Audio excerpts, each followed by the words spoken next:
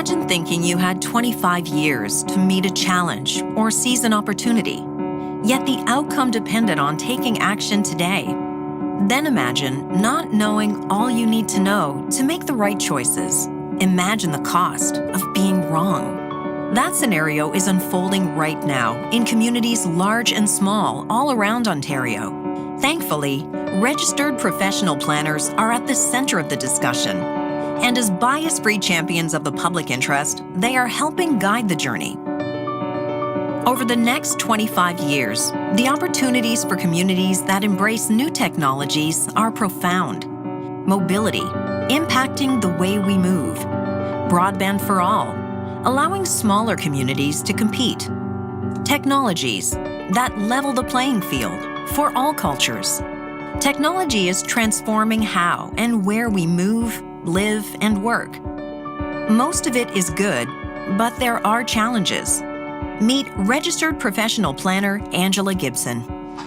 As many people as technology helps, we also run the risk of leaving huge populations behind and unable to catch up.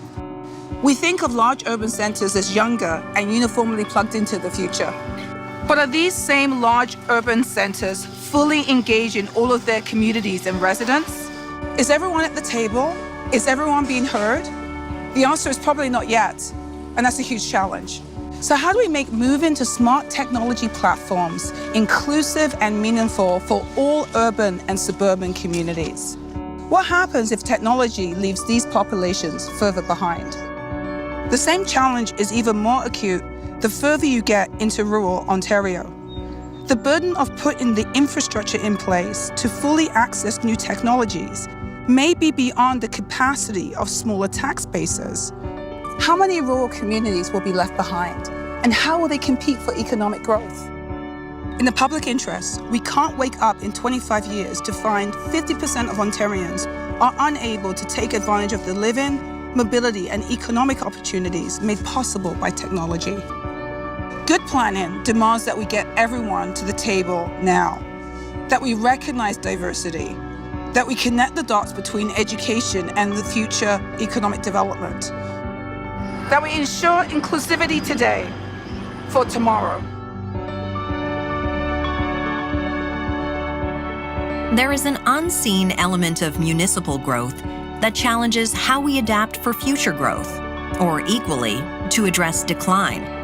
The city of Barrie is a good example. Well-governed, progressive, expanding at a clip that will see it welcome over 100,000 more people within 25 years. Growth waits for no one, and the rate of change, up or down, is accelerating. Meet registered professional planner and director of planning for the city of Barrie, Michelle Banfield. Speed of change is a challenge, primarily because it's a double-edged sword. We know we have to shift from detached homes to gently and sensitively increasing density. We know we have to evolve for how people move around. But there are so many things we can't predict. What will employment look like for a city of 250,000 people 25 years from now? What will commuting look like? What zoning do we need to consider to remain open to change? And that's not the toughest part. What's difficult in high or slow growth environments alike is that change is accelerating while the basic fundamentals of community building are not. It still takes 10 years to grow a tree. It takes 1 year to build a kilometer of infrastructure, no matter how fast the world spins.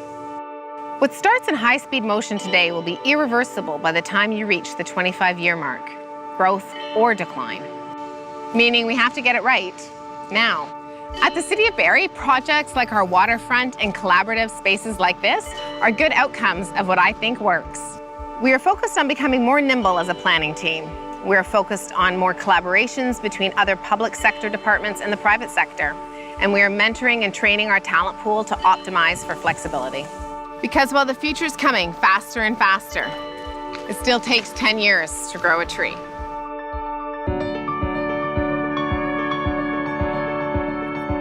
Temperatures will go up. Rain and snowfall patterns will become more extreme. Agricultural productivity will shift. Nature will migrate. Coping technologies will emerge, but not for everyone. Climate change is the challenge of our times. there will always be deniers, leaving the rest of us to address reality now, so our kids don't bear the entire burden. Meet University of Guelph professor Wayne Caldwell from the School of Environmental Design and Rural Development. If I told you that the productivity of Canadian farms was going to increase by upwards of 35% due to climate change, you'd probably say, wow, that's fantastic. But if I follow that with the fact that farm productivity in virtually all of the US South, Africa, South America, and Southeast Asia will decrease by 50%, does that change your lens? Climate change, it's inevitable, and it's unlikely that we can engineer our way out of it. What we can do is use the lens of good planning to address the impacts of climate change. We can align building codes to new realities, adapt housing policy, protect floodplains, and improve stormwater management.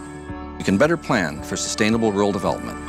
We can help elected officials be better informed, and we can help them stand up for the interests of a new generation. We can help people change consumptive habits through education and through also connecting quality research to practice. Planners are ideally suited to these roles. My students get it, my peers and my colleagues, they understand it. Planners blend good science and the public interest in an objective manner where the only bias is ensuring quality of life. Because while we can't stop climate change, we do have to live with it. And that we can plan for. Equal access to technology, managing the speed of growth or decline, reducing the impact of climate change. You don't have to wait 25 years to see what happens. Professional planners are leading change now by informing good choices and inspiring the communities we serve.